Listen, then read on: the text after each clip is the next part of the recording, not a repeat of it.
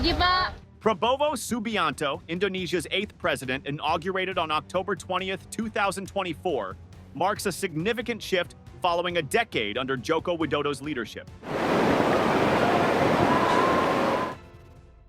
A former general and influential figure, Prabowo's landslide victory with 59% of the popular vote reflects broad support totaling over 96 million votes. His nationalist approach, honed during his tenure as Minister of Defense from 2019 to 2024, underscores a focus on military strength and national defense. Setia kepada bangsa dan negara Indonesia, saya sendiri.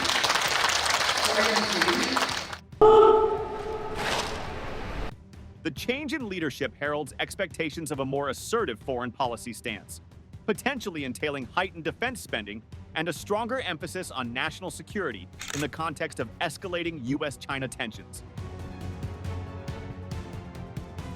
Indonesia's pivotal position in Southeast Asia and its role in regional geopolitics magnify the importance of Prabowo's foreign policy direction. Traditionally non-aligned, Indonesia has delicately navigated relations with major global powers, notably the U.S. and China. Marking an important anniversary, 75 years of diplomatic relationship with Indonesia and the United States, 75 years. Prabowo's anticipated shift towards a more assertive foreign policy could reshape Indonesia's diplomatic landscape. The nation's potential entry into BRICS Plus, despite perceived economic benefits, raises concerns about alignment with China and opposition to Western powers.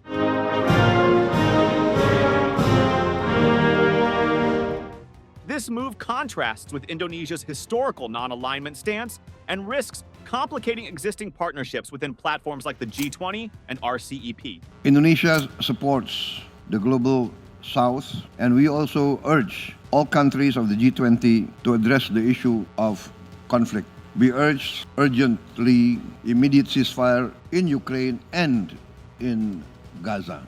As the global stage evolves amidst the rise of BRICS Plus, including new members like Egypt, Ethiopia, Saudi Arabia, and the UAE, Indonesia faces a complex decision that could impact its regional and global positioning.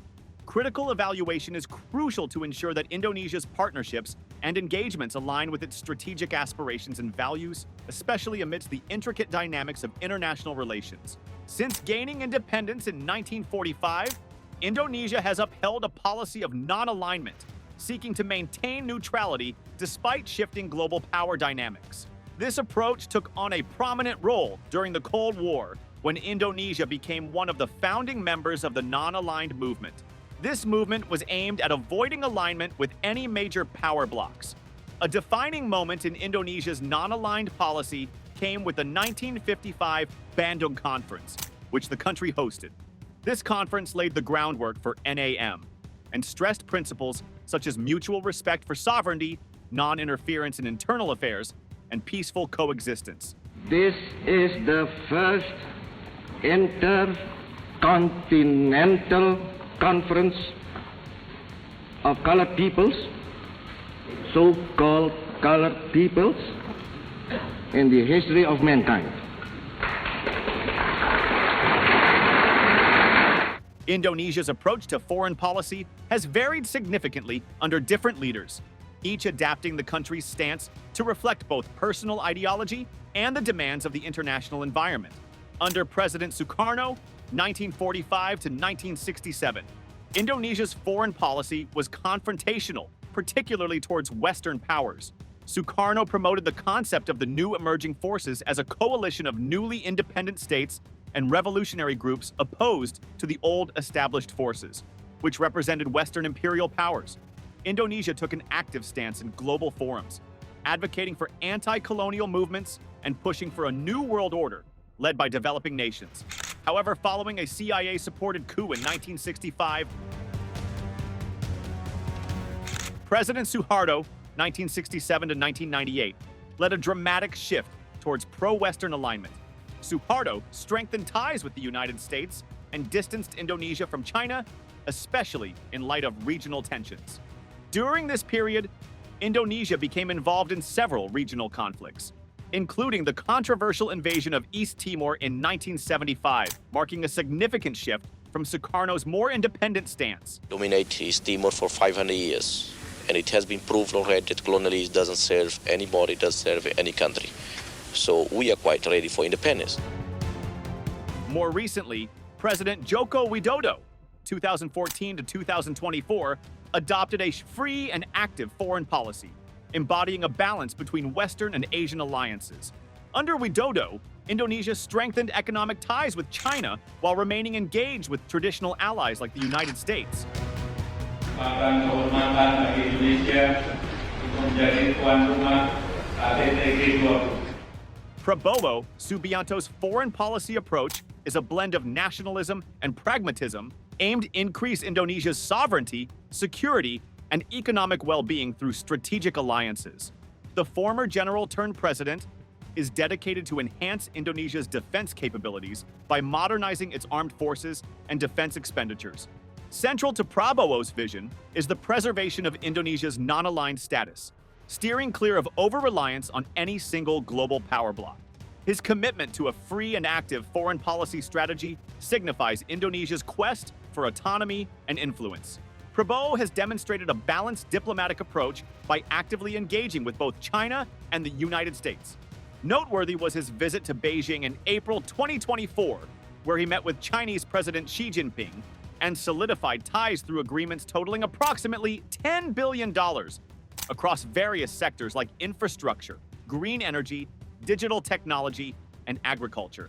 Indonesia and China have become very close partners in many fields. China is a strategic economic partner of Indonesia, top investor in Indonesia, and we thank you very much for your support. Concurrently, Prabowo reaffirmed Indonesia's relationship with the United States by meeting President Joe Biden at the White House in November 2024 to commemorate the 75th anniversary of bilateral ties. Discussions focused on strengthening security cooperation and addressing mutual challenges, such as ensuring freedom of navigation in the South China Sea. I will work very hard to strengthen Indonesian-United States relationship, and I would like to work towards this end. Indonesia's geopolitical significance is anchored in its strategic location, which places it at the crossroads of key global trade routes. Positioned between the Pacific Ocean, the Malacca Straits, and the Indian Ocean, Indonesia plays a pivotal role in regional and global geopolitics. The country controls crucial maritime choke points, with over half of all international shipping passing through its waters, making it a critical hub for global trade.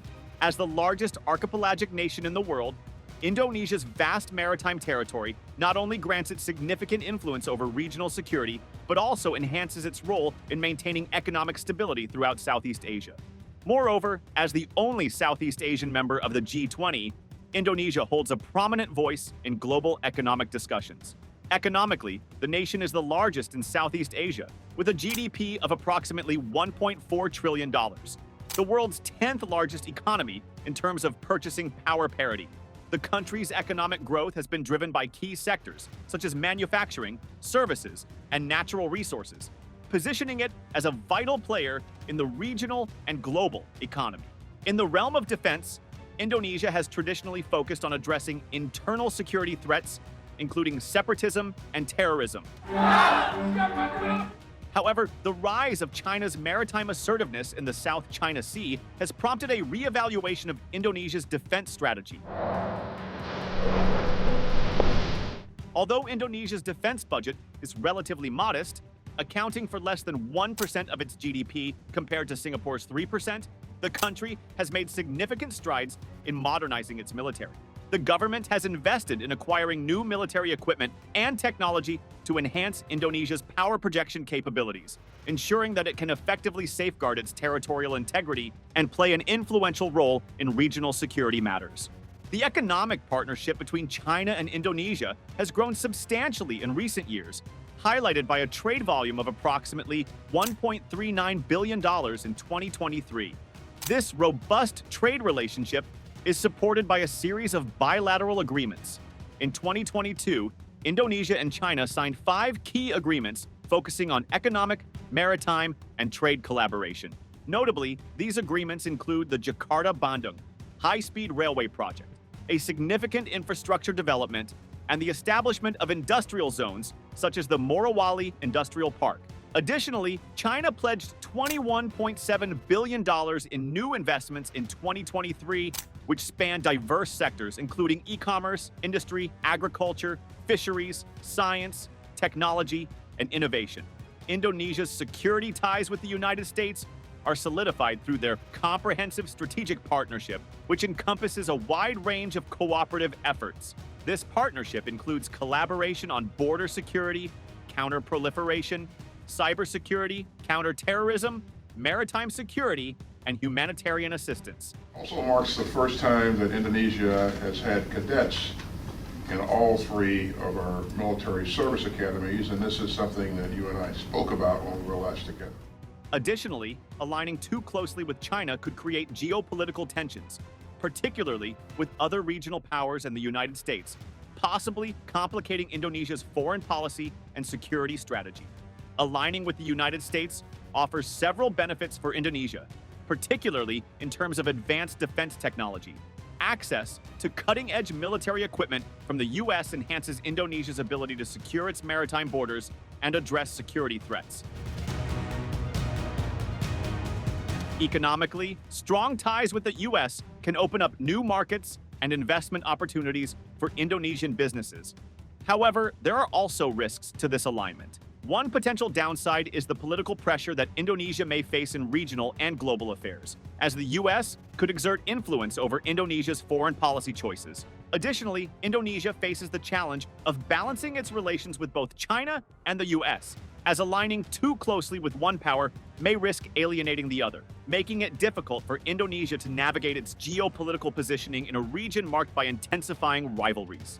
Several countries have successfully implemented non-aligned policies, balancing relations with major powers while promoting their own national interests. India has maintained a non-aligned stance since the Cold War, engaging in strategic partnerships with both the United States and Russia. India has participated in the Quadrilateral Security Dialogue, Quad, alongside the US, Japan, and Australia to counterbalance China's growing influence in the Indo-Pacific region. At the same time, India has continued to foster strong ties with Russia, particularly in defense cooperation. Nepal offers a more localized example of balancing relations between two powerful neighbors, China and India. Nepal has adopted a hedging strategy, participating in China's Belt and Road Initiative to secure much-needed infrastructure investments, while simultaneously maintaining strong economic and cultural ties with India. Egypt provides another example of a successful, non-aligned policy, particularly during the Cold War, when it maintained relations with both the United States and the Soviet Union. In recent years, Egypt has continued to balance its foreign policy by engaging in regional diplomacy and participating in international organizations like the United Nations and the Arab League. Several potential scenarios outline the trajectory Indonesia might follow in the coming years, each with its own set of benefits and risks. However, non-alignment is not without its challenges. Indonesia could face limitations in accessing certain resources and alliances, and may find it difficult to secure favorable trade deals without the backing of a major global power. Additionally, non-aligned nations may find themselves isolated in geopolitical conflicts where they lack strong allies to support their positions. Thank you for tuning into our channel. If you enjoyed the video, please remember to like, share it with your friends, and subscribe to our channel for more in-depth analysis of global issues.